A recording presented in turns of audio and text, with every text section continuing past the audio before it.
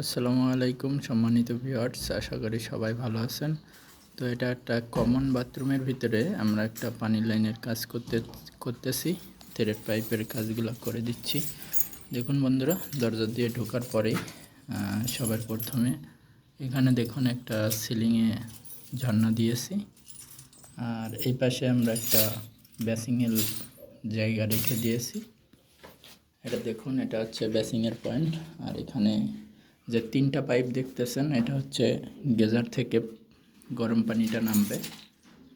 আর এটা হচ্ছে ডাউন ছাদের এখান থেকে ঠান্ডা পানিটা আমাদের এখানে ট্যাঙ্কি থেকে ঠান্ডা পানিটা ইনপুট হচ্ছে, ঠিক আছে। আর এখানে দুইটা ট্যাপ থাকতেছে, এটা হচ্ছে গরম পানির ট্যাপ, এটা হচ্ছে ঠান্ডা পানির। তো বন্ধুরা দেখুন, এটা হচ্ছে হ্যান্ড শাওয়ারের লাইন, এখানে হ্যান্ড শাওয়ার থাকবে। দুইটা চাবির মাধ্যমে আমাদের ঝর্ণার এখানে মিক্স হয়ে গরম পানি ঠান্ডা পানি পড়বে। আর এখানে দেখুন, এটা হচ্ছে গোসলের পানি যাবে এটা দিয়ে। আর এটা হচ্ছে প্যানবাটি বসবে। আর পেছনে একটা ফ্ল্যাশের লাইন রাখা আছে। আর এখানে একটা হ্যান্ড পুশের লাইন রাখা আছে। আর এটা হচ্ছে একটা বদনার ট্যাপ, ঠিক আছে। আজকের এই কাজগুলো করলাম বসতপুর মাদ্রাসার এখানে।